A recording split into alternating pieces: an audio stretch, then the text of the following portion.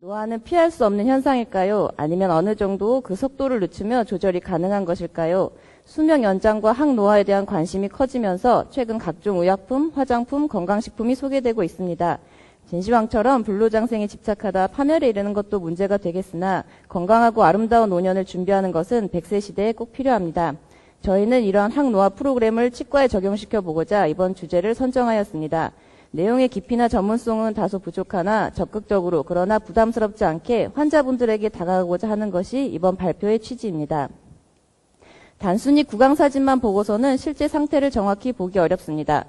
이 사진을 보면 잇몸 퇴축으로 인한 전치부 블랙 트라이앵글이 관찰되나 치아 상태는 양호한 것 같습니다. 그런데 과연 그럴까요? 수영복 심사가 없는 미스코리아 대회는 생각할 수 없듯이 전체적인 구강 노화를 보려면 기본적으로 엑스레이 사진이 필요합니다. 가지런한 치열이라고만 생각했던 좀 전 사진의 파노라마 결과입니다. 교정 치료로 인한 전반적인 치근 흡수가 관찰되며 특히 상악 전치부의 치근 흡수 상태가 심각합니다. 이분의 연령은 20대입니다. 그리고 우리 가까이 있는 분입니다. 네. 치주질환 진행이 심화되는 중년 이후에 상악 중절치가 얼마나 버틸 수 있을지 우려됩니다. 네.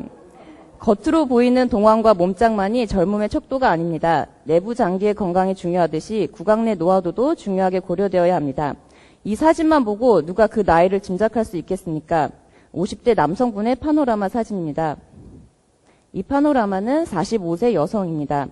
60, 70대의 구강 상태를 지닌 중년의 이 분들은 구강 노화로 인해 신체 나이도 실제 나이보다 높아질 수밖에 없습니다. 생체 나이는 근본적으로 삶의 질, 행복도에 중요한 역할을 합니다. 주름 하나 없는 팽팽한 얼굴과 식스팩을 지녔다 하더라도 제대로 씹을 수 없는 어금니, 앞으로 돌출된 흔들리는 앞니를 지녔다면 결코 삶의 질이 높을 수 없습니다.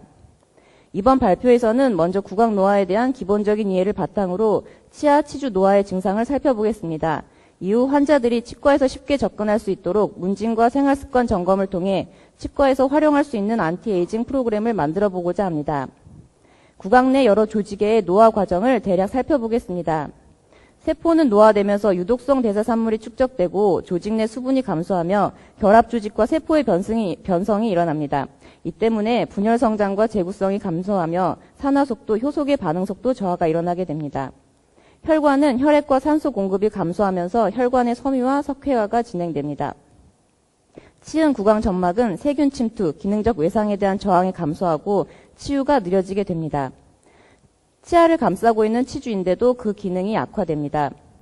치아는 노화 현상으로 교합고경 감소, 백악질과 치수 조직의 변성, 결손치 발생 및 저작 효율 감소가 나타납니다.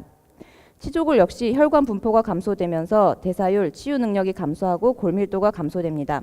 그러나 현재까지 연구로는 단순 노령으로 인해 발치창의 골 치유율과 임플란트 골 융합에는 영향이 없는 것으로 보고됩니다. 면역 기전에 관여하는 세포도 종류에 따라 감소합니다. 타액선은 점차 타액선 분비량이 감소하고 도관이 노화되며 타액 점액도 또한 감소하게 됩니다. 타액 성분의 칼슘, 인 농도가 증가하면서 치석 침착도 더 증가하게 됩니다.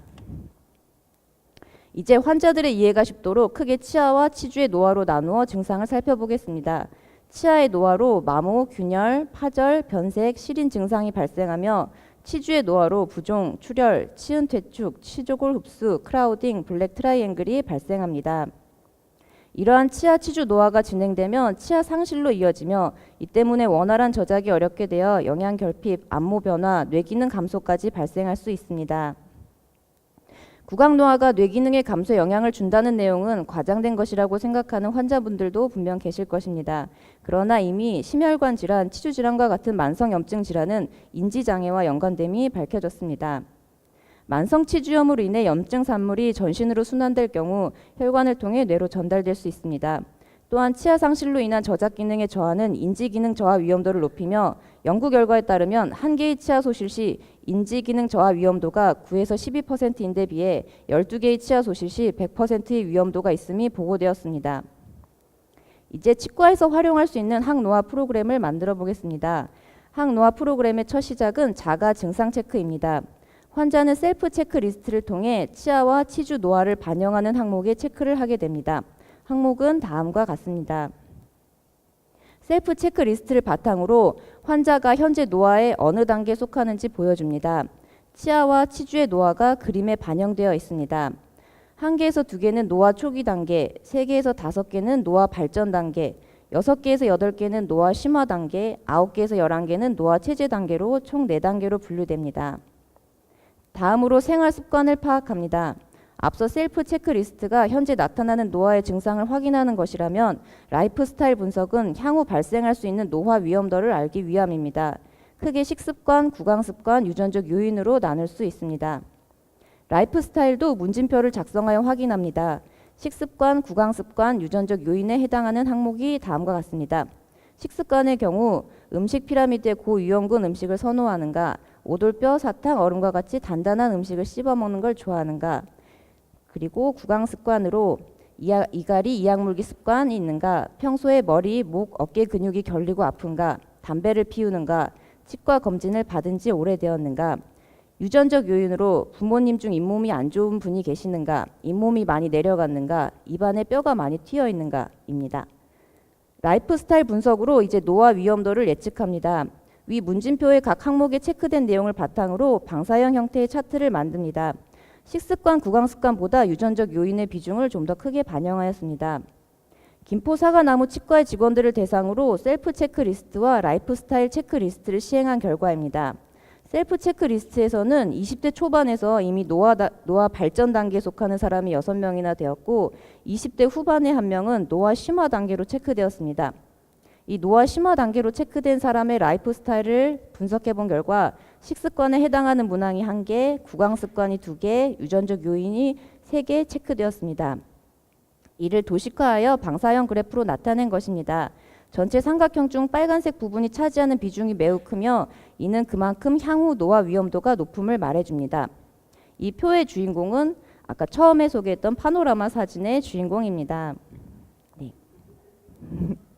이제 이러한 문진 결과를 바탕으로 항노화 프로그램에 들어가기 앞서 환자에게 제공되는 정보입니다. 이를 통해 환자 교육이 이루어지게 됩니다. 식습관의 경우 각 식품별로 피라미드를 만들었습니다. 영양, 경도, 착색 피라미드입니다. 환자들의 이해에 도움이 되도록 그림으로 나타내었습니다.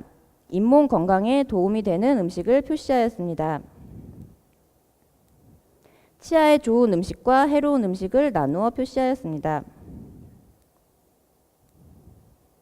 착색을 유발하는 음식군입니다.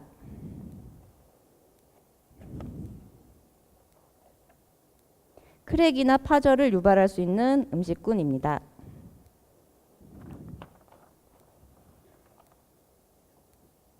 다음으로 유전적 요인에 대한 내용입니다.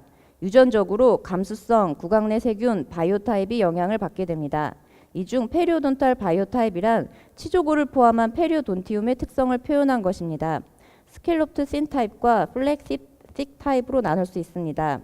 환자들한테 설명할 때는 쉽게 잇몸과 뼈가 얇은 신 타입과 잇몸과 뼈가 두꺼운 식 타입으로 설명드리며 가장 큰 차이점으로 염증이 발생하였을 때 식 타입은 치주낭이 형성되면서 잇몸이 붓고 치아가 쉽게 흔들리는 증상이 나타나는 반면 신 타입은 잇몸이 퇴축되어 뿌리가 드러나게 되며 식 타입에 비해 치아 흔들림이 쉽게 나타나지 않는다는 것입니다.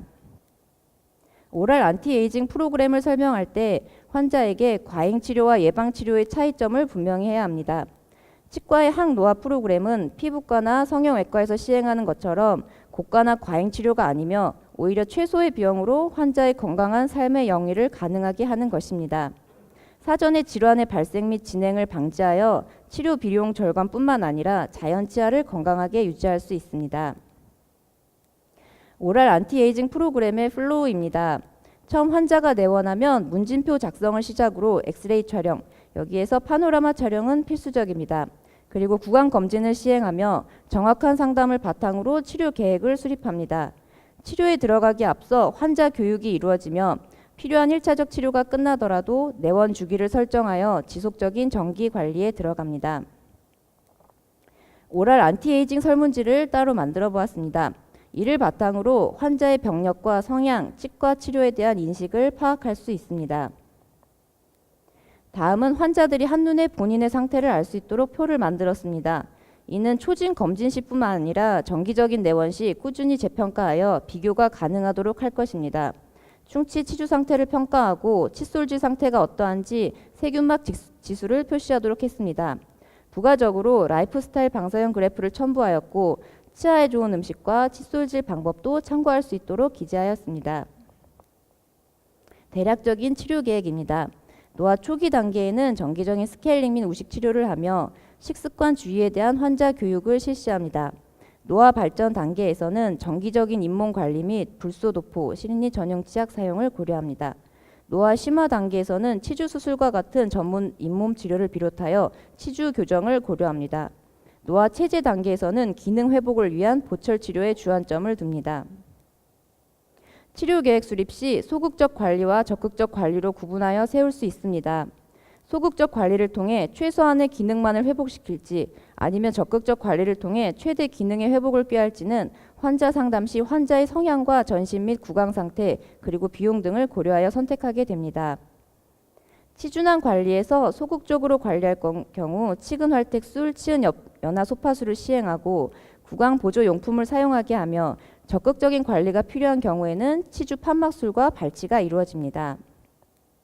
교합질환 관리에서는 소극적으로 관리 시 스트레스 조절과 악습관 교정이 환자 교육 위주로 진행되며 적극적으로 관리 시 치아 보호 장치를 제작하거나 보철 수복을 시행하게 됩니다. 치주 교정은 적극적인 관리의 한 방법으로 시행되며 치주 교정을 통해 크라우딩 해소로 구강 위생 관리의 용이성을 증대시켜 우식 및 치주 질환을 예방하며 비정상적인 교합을 해결하여 추후에 발생할 수 있는 교합 질환과 턱관절 증상을 예방합니다.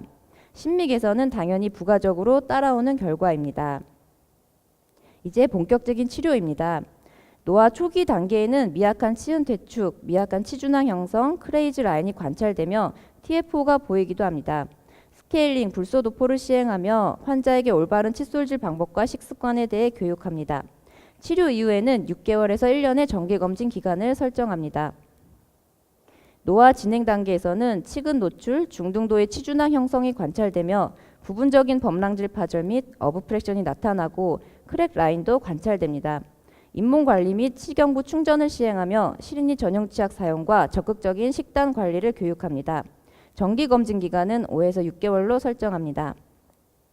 노화 발전 단계에서는 깊은 치준항 형성, 상당한 치근 노출, 1, 2도의 치아 동요도가 관찰되며 부분 치관 파절, 진행된 크랙 라인도 관찰됩니다. 또한 치아 이동으로 인한 크라우딩과 부종 교합이 나타납니다. 적극적으로 치주 판막술과 치주 교정도 고려하며 파절 부위에 대해 치아 수복을 하게 됩니다. 정기 검진은 4에서 5개월로 합니다. 노화 체제 단계에서는 2, 3도의 치아 동요도가 생기면서 치아가 상실되는 부위가 나타납니다. 잔존 치준항은 염증이 지속됩니다. 이미 기능이 소실된 상태로 소극적 관리보다는 적극적 관리로 치료를 진행해야 합니다. 치주 판막술, 발치 외에 상실 치아 부위 회복을 위한 보철 치료가 필요합니다. 필요하다면 보조제, 보조 도구를 활용하여 더 이상 노화가 진행되지 않도록 하며 이미 깊어진 치준항은 염증 재발의 우려가 높으므로 3에서 4개월로 관리하게 됩니다. 결론입니다. 최근 치과계에서는 활발히 평생 구강 관리 시스템 개발이 진행되고 있습니다. 가장 중요한 것은 환자 동기 유발로 이를 위해 구강 건강 지수의 개발, 유전자 검사 등이 연구되고 있습니다. 저희는 이번 발표의 주안점을 다음 4가지에 두었습니다. 시각화 이미지화를 통한 환자 이해 도모 및 구강 노화에 대한 경각심 유발, 환자 상담과 교육을 통해 환자와의 교감 증대, 안티에이징 프로그램에 적극적으로 참여하는 위생사의 역할 증대 및 위상 상승, 그리고 마지막으로 지속적인 관리 시스템을 통해 평생 구강 관리를 이루자는 것입니다. 앞으로 좀 더 과학적이고 효율적인 시스템을 개발하여 보완이 필요합니다. 기존 사용되는 플라그 레이트 측정 방법이 있기는 하나 측정자에 따라 그리고 측정시마다 오차가 생기기 때문에 이를 보완할 수 있는 과학적인 치태지수 측정 방법이 개발되어야겠습니다. 이를 바탕으로 환자의 구강 관리 습관을 분석할 수 있다면 더 효율적으로 교육 관리할 수 있을 것입니다. 그리고 이미 일부 치과에서는 유전자 검사를 통해 개별 환자 맞춤형 예방진료를 시행하고 있는데 최대한 환자의 비용 부담을 줄이고 널리 사용할 수 있도록 하는 고민이 필요합니다. 프로그램의 원활한 진행을 위한 인력 확보도 중요합니다. 사실 인력 부족 때문에 치과에서 가장 기본적으로 이루어져야 할 TBI도 충분히 이루어지지 못하는 것이 현실입니다. 그리고 로컬에서는 다소 간과되는 예방치과에 대한 중요성 인식이 필요합니다. 높은 치료 기술도 중요하지만 근본적으로 예방치과에 대한 인식과 투자가 선행되어야 치과계의 발전과 국민들의 긍정적 인식 형성이 가능할 것입니다. 사과나무 치과의 첫 학술제를 준비하면서 제일 고심했던 부분은 주제 선정이었습니다. 학술제의 큰 취지가 전 직원이 함께 연구하고 만드는 학술제임을 생각하여 김포지점은 위생사가 주체가 되어 이번 발표를 준비하였습니다. 의료 서비스가 널리 보편화되면서 일반인들에게 항노화는 익숙한 주제가 되었지만 구강노화에 대해서는 잘 모르며 간과하는 경향이 있습니다. 구강노화도 충분히 예방이 가능하며 그 속도를 지연시킬 수 있다는 것을 안다면 환자들의 치과에 대한 문턱을 낮추고 고가의 치료, 과잉치료라는 치과의 부정적 인식이 상쇄될 것입니다. 또한 예방치과 분야에서 치과 위생사 역할이 매우 중요한 만큼 안티에이징 프로그램을 만든다면 적극적인 위생사의 역할 및 위상 증대가 가능할 것이라고 생각합니다.